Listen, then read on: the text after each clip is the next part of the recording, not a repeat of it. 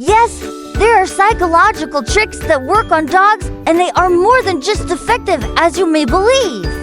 Today we will reveal them, and we will help you understand how to use these to your advantage. What are some psychological tricks that work on dogs, and should you use them? Today you will find out, and you will see which tricks are the most effective and why. 5 psychological tricks that work on dogs. 1. Classical conditioning. This is one of the simplest and most effective psychological tricks out there. What are some psychological tricks that work on dogs? Well, classical conditioning developed by Ivan Pavlov is probably the main one. In simple terms, this trick will connect a specific stimulus to a specific response. Here is an example. If you walk your dog and you want him to pee so he doesn't have to go outside immediately after you, come inside, ring a bell every single time when he pees while outside. After some time, you can ring the bell and he will pee. This is such a strong trick that most dogs will pee even if they don't have to. 2. Using primary and secondary reinforcement. This trick is super easy and it is more than just effective. See, when you want to train a dog, you will use one reinforcement. This would be a treat. When a dog does something you tell them to do, you will give him the treat. This is good and works well in the beginning. But after some time, it may become useless and a dog will refuse to obey you. Therefore, you must use secondary reinforcement to keep the trick possible. For example, when a dog obeys you, give him a treat and after some time tell them good boy. You can also give him praise or something else that a dog likes. Soon your dog will become very happy when you give him second reinforcement.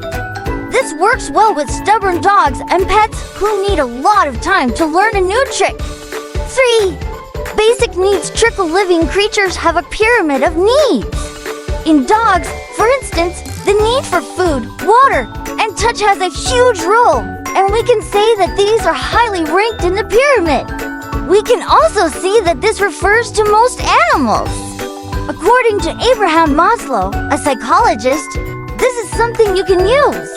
Pet your friend every single time he sits. After some time, try to issue the command sit and pet him only when he does this. Eventually, the dog will realize that when he does something you tell him to do, he will get a reward. This is a simple trick that you can use for all sorts of training, and that is very effective. For latent learning does work well. This is one trick that is known as latent learning. The goal here is to teach your dog to complete something without positive reinforcement. What this means is that he will have to complete an obstacle course or something similar, but you won't give him a treat. After some time, give him a treat.